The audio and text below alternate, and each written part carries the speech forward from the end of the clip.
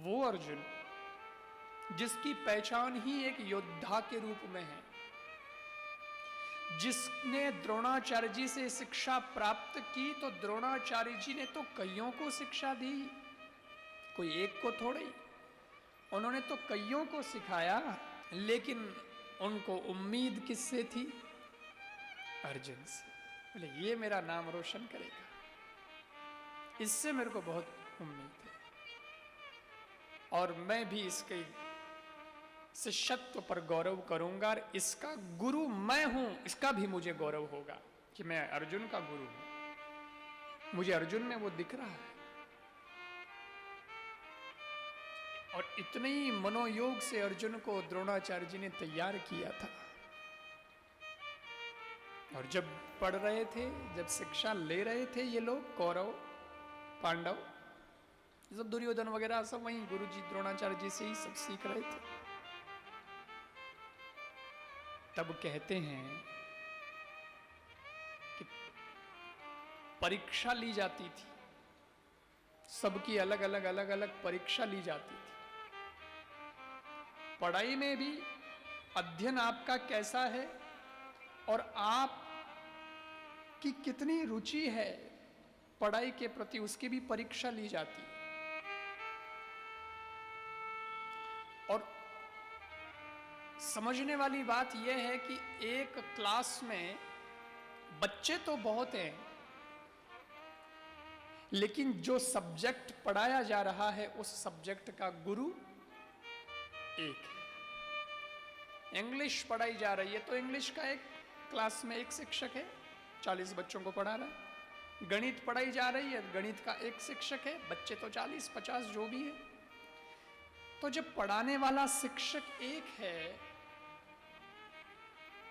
तो रिजल्ट भी एक होना चाहिए। पर रिजल्ट एक जैसा आता है क्या सबका? नहीं आता। रिजल्ट सबका अलग अलग होता है। तो कोई पूछ सकता है कि जब गुरुजी ने पढ़ाया एक सब्जेक्ट, एक ही गुरु ने एक ही टाइम एक साथ सबको पढ़ाया, तो ये ऐसा क्यों हुआ? पूछा गया। गुरुजी ने तो पूरा अच्छे से पढ़ाया कि अयोध्या नाम की सिटी, उसमें महाराजा थे दशरथ, उनकी रानियां थी 3, और जो कौशल्या थी उनके पुत्र राम थे, कैकई थी उनके पुत्र भरत थे, सुमित्रा थी उनके 2 थे, शत्रुघ्न लक्ष्मण। अब भैया कल एग्जाम होगा, और जब एग्जाम में पूछा गया कि बताइए राम की माता का क्या नाम है, तो कुछ बच्चों ने कौशल्या लिखा, लेकिन कुछ ने कैकई लिख दिया। क्यों भाई, ये फर्क क्यों? किसी ने तो सुमित्रा ही लिख दिया, किसी ने कहा कि मैं क्या जानूं, मेरा नाम तो दिनेश है, राम की मां राम जाने।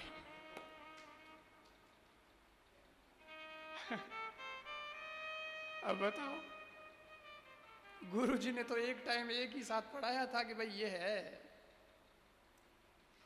लेकिन बच्चों के रिजल्ट, बच्चों के उत्तर अलग अलग, क्योंकि इससे तय होता है कि आपकी रुचि कैसी है।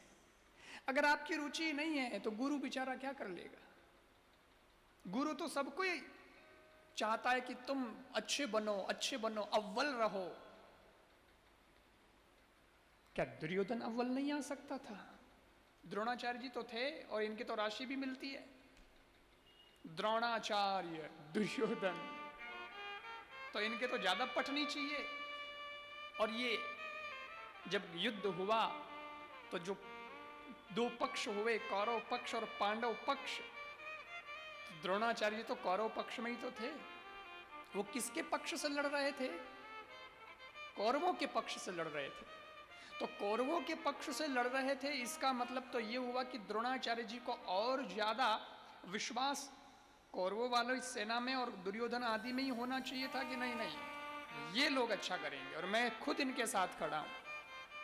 मतलब मैंने जो सिखाया है वो तो है ही इनमें, उसके अलावा भी अगर ये कहीं इधर उधर होंगे तो मैं खुद साथ में हूं।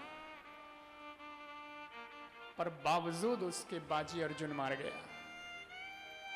द्रोणाचार्य जी का सबसे श्रेष्ठ शिष्य में नाम जब आएगा तो किसका आएगा? अर्जुन का आएगा।